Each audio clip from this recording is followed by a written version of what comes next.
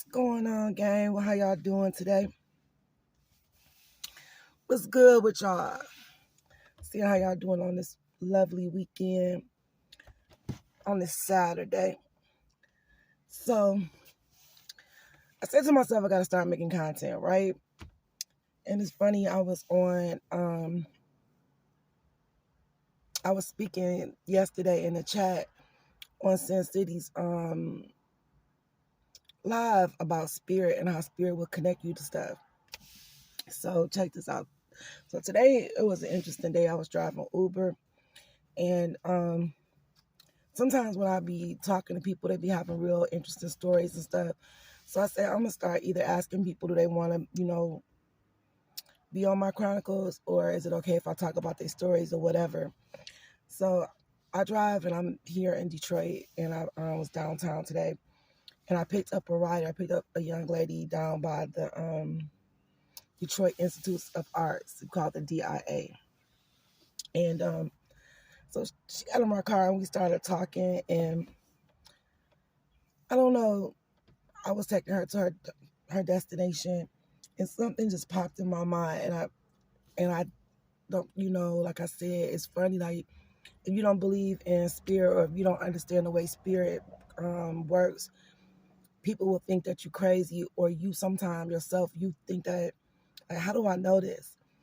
So just out of nowhere, I'm like, did you know the young lady who went viral, who used to work down here, that's claiming to be Aaliyah's and R. Kelly's daughter? And she just started laughing, like, yes, we work with her. I was like, wow, are you serious? She was like, yeah. And I asked her, I'm like, do you want to like give your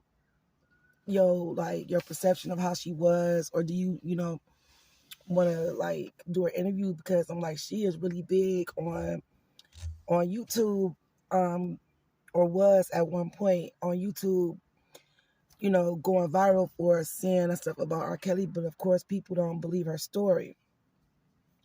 And she was like, no, I don't want to go on camera, but I'll tell you some stuff about some of the experiences me and my coworkers had with her.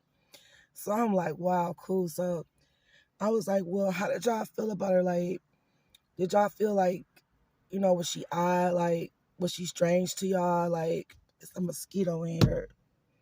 I'm like, was she odd? Like, was she strange to y'all? Like, how does she act at work? And she was like, she was always weird. She said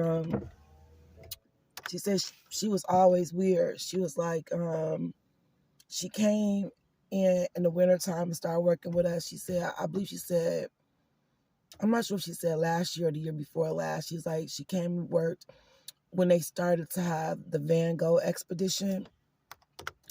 And she said she worked on that. And that's when she started working with them. And she was like, she was always into astrological signs and stuff like that, which she's like, that may not really seem that weird to you or to some people, but the way she used to question us about our signs and then want to sit there and try to break us down about it. And she was like, what she did was, when she took people's tickets or when they were coming in to see the exhibit, she would ask them what their sign was and would begin to hold up the line trying to tell people about themselves. And she was like, that started to take I guess people started to notice that at the job, and she was going to, get in trouble about it. So I said, well, did she ever mention to y'all about thinking R. Kelly and Aaliyah was, her mom and dad? And she said one of her coworkers, she told them that she was supposedly R. Kelly and Aaliyah's secret love child. I'm like, wow. And she was like, it was a guy there, and I guess which her name is Angela. We already know that. She just changed her name around. She said that she would like just sit there and like be staring at the guy, or she set her sights on him, and she I guess called herself liking the guy, and would talk to him all the time, and it made him feel uncomfortable. And she was like, she would go out her way to like put herself in like position of him. And he had came to them and told them that she was unbuttoning her pants or unzipping her pants, I guess like when he was around. I'm like, wait, I guess she wanted him to, I don't know, do something to her or something. I don't know. So she was like, yeah, the guy, wanted to go to report her or go tell about her, like what she was doing. Like he was really feeling like disturbed about it. So I'm like, well, what happened? Did she get fired?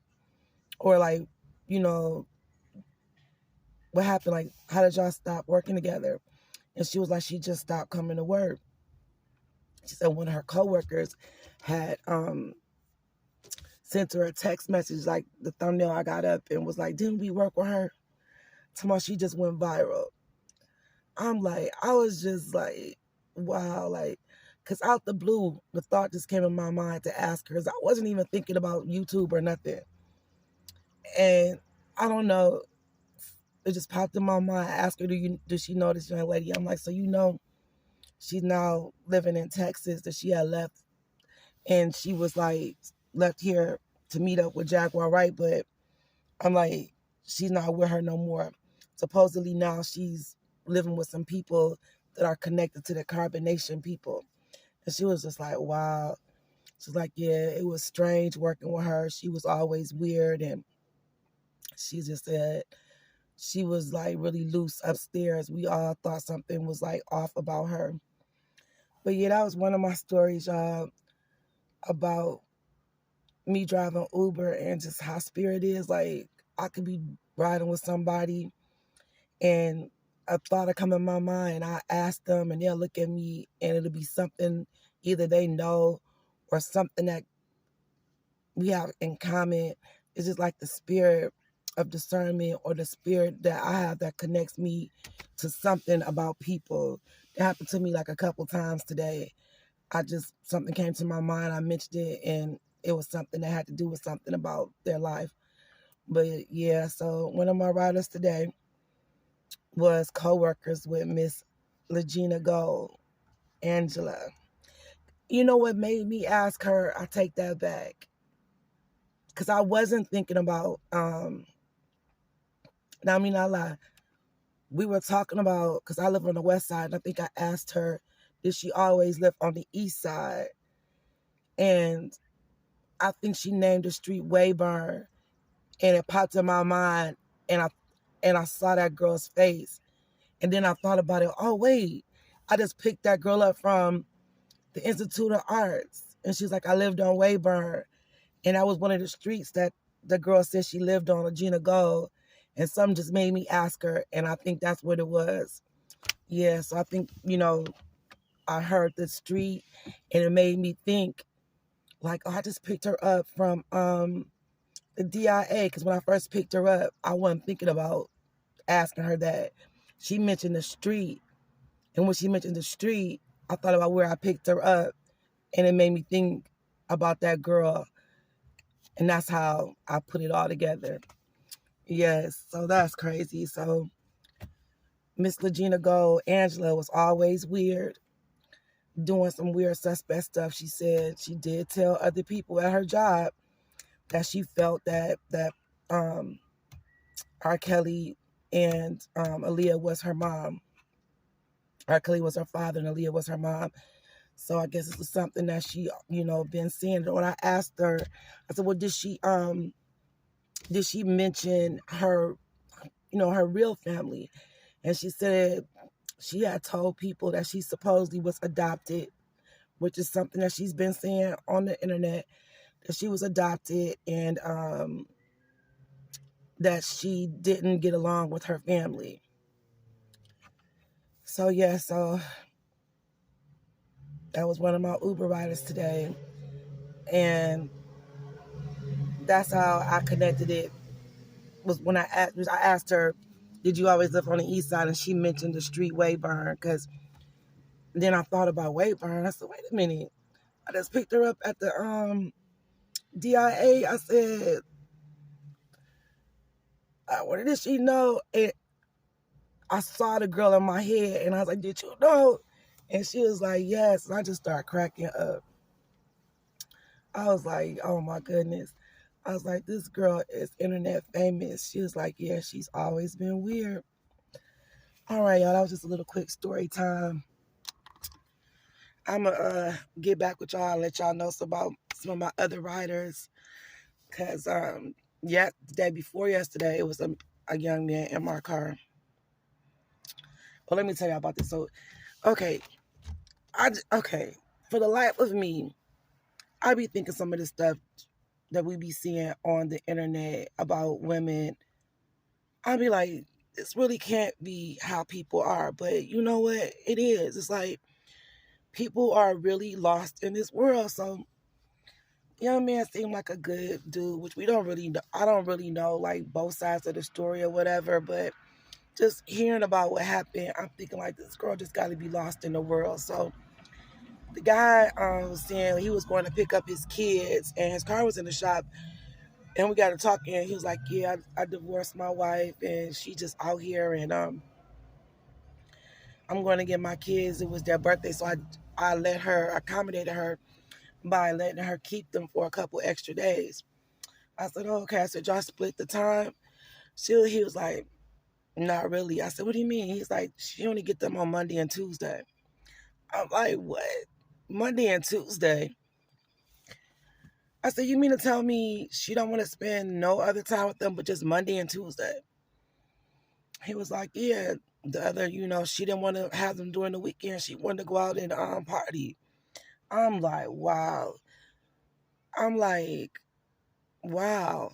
I'm like, I mean, just me being a mother, I just would not think that there's women out here that can be that disconnected with their children, that you only really want to be bothered with them 2 days a week, and you birth these kids, and the kids were fairly young, and I think one is a teenage girl around the age of 13. It was a,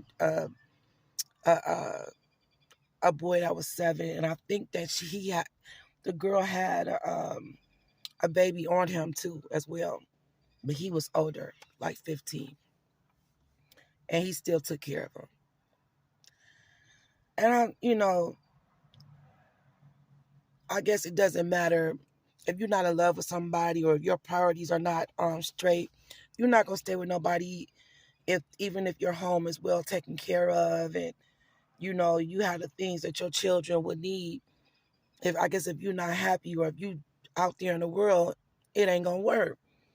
He was like, yeah, we used to always go traveling, and I would do things for her and her friends and stuff. He's like, one time they wanted to go was a tattoo artist we used, and he lived in St. Louis. It was a good tattoo artist, and I flew them down there, and they all went down there to some type of tattoo party convention thing, and I found out that she slept with the tattoo artist. I'm like, what? I'm like, I be thinking some of these stories we hear, don't be real, but it be happening in everyday life. People just trifling. They just really lost in the world. And so I'm listening to him tell me about the different situations that him and this lady was going through. And I was like, you know what? He would start talking about the mother and how the mother was trying to turn the young man that was not his kid, even though he raised him as his, and the other person wasn't involved in his life. He was trying to give him structure and help him. When they were in the middle of the divorce, how the mother was trying to turn that young man against him. And I'm like, how is that going to help him when he don't have his real father anyway? I'm like, it's some type of spiritual something over that family. I said, because I'm like, the limitation, I was like, the way you just said that she only want to be involved on Monday and Tuesday, and how the different things that you've been telling me about the stuff that she doing, I'm like, she definitely lost in the world. I'm like, it's some type of curse over that girl, which probably came from her mama. And I'm like, it's a demonic presence there. I was like, it just don't make sense. And where we were going was out to a rather like pricey place. And he was like, yeah, she living in this apartment out here, and she paying $2,000 a month, and she lost her job about a month or so ago, and she gonna have to move. And he was seeing how the girl done took somebody in. Now got a new boyfriend, and he don't have a job, don't have a car, and met him, I think, in December, and had him moved in with her, by January. I'm like, what? And I'm like, what do you do? He was like, I'm a project manager for a construction company. And, basically, when we got divorced, I sold our house, blah, blah, blah. I didn't have to do this, give her money, but I did. I gave her money from this. I'm like, I know it's two sides to every story, but how do you go from somebody that's taking care of your house, taking care of your home, taking care of your children, taking care of a kid that's not yours, to somebody that don't even have a job and don't have a car, tow up your car? He said the guy tow up her car too. Wait a minute. And on top of that, been fighting her in front of his children. I just think it's a man, y'all. It is definitely a spiritual welfare going on amongst people. And it's all about what you give your energy to. What are you concentrated on? What are you putting first? If you don't put the presence of God first and you more worried about the world first, this is what's going to take over your mind. It's what's going to be able to interact with you. But that's a whole different story. But yeah, so I was just like, I couldn't believe his story. But yeah, so that was two of my little Uber stories. I'm going to come back with some more for y'all. But these people be telling me stories and I just cannot be believing them. I be thinking like, what the heck? Is that true? I'd be like, wait a minute. Yes. So hopefully I can get some people that like will go on camera and speak with me. Yeah. All right, y'all. Peace out. Talk to y'all later.